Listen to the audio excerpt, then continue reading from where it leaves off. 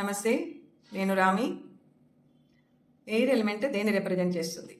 Nervous system mainly, మన body movements, circulation, thoughts. ఈ air element increase అయిపోతే ఏం జరుగుతుంది బాడీలో?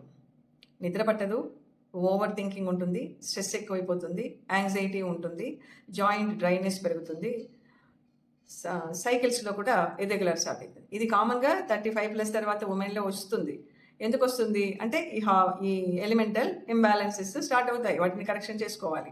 సో యోగ చికిత్సలో ఏమేమి మనం ప్రాక్టీస్ చేస్తాము, ఇది చేస్తే ఏమవుతుంది అంటే especially breathing, deep inhalation, length exhale, ఛానల్స్ని, రైట్ అండ్ లెఫ్ట్ ఛానల్స్ని క్లెన్సింగ్ ప్రాసెస్ చేసుకోవాలి. ఇందులో క్రియాస్ ఉంటుంది. దీంతోపాటు నాడి శోధన లాంటివి, భ్రమరి లాంటివి, ఇలాంటివన్నీ చేసుకున్నాం అనుకోండి, నర్వస్ సిస్టమ్ కామ్ అయిపోతుంది, యాంగ్జైటీ తగ్గి హార్మోన్స్లో కూడా ఆ imbalances, up and down mood ఫ్లక్చుయేషన్స్లో కూడా డిఫరెన్స్ వస్తుంది అనమాట ఈ బ్రీతింగ్ వల్ల. సో మరి ఇవాళ స్టార్ట్ చేస్తారా? స్టార్ట్ చేయండి మీ ప్రాక్టీసెస్. ఆసనాలన్నా సులభంగా చేయొచ్చు, కానీ ప్రాణాయామం మాత్రం అంత ఈజీగా రాదు. మీరు చాలా ఎఫర్ట్స్ పెట్టాల్సి వస్తుంది. ఇవాళే స్టార్ట్ చేయండి.